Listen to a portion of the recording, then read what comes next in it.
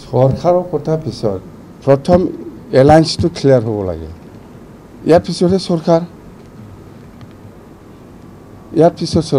প্ৰথম এলায়েন্সটো ক্লিয়াৰ আমি কৈছোঁ যে ইউ পিপলক বাদ দিয়ক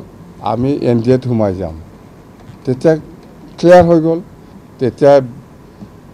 বিজেপিক লৈ পেলাই চৰকাৰ কৰে নকৰে সেইটো অট'মেটিক ইনক্লাইন সেইটোৱে ইউ পিপলক বাদ দিয়ক আমি বিজেপিৰ লগত এনডিএৰ লগত থাকি পেলাই আমি চৰকাৰ গঠন কৰিম আমি চৰকাৰ গঠন কৰিম মানে এলায়েন্সত আমি থাকিম চৰকাৰটো অকলেও বনাব পাৰে বিজেপিকো লৈ পেলাই বনাব পাৰে সেইটো ছেকেণ্ড অপশ্যন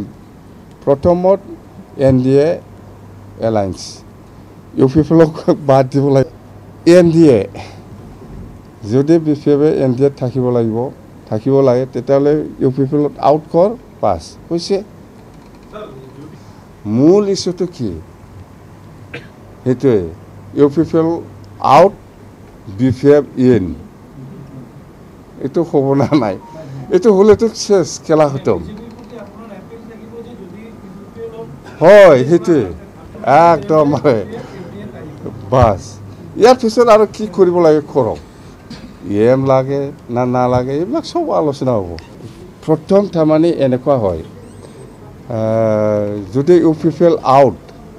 বিজেপি ইন যদি হয় তেতিয়া আলহীটো স্পষ্ট হ'ব এইটোহে যদি নকৰে আমি বাহিৰে কাম কৰি থাকিম আৰু কি লাগে উপায়টো নাই অকলে যদি ইউ পিপলক লৈ পেলাই যদি বিজেপিয়ে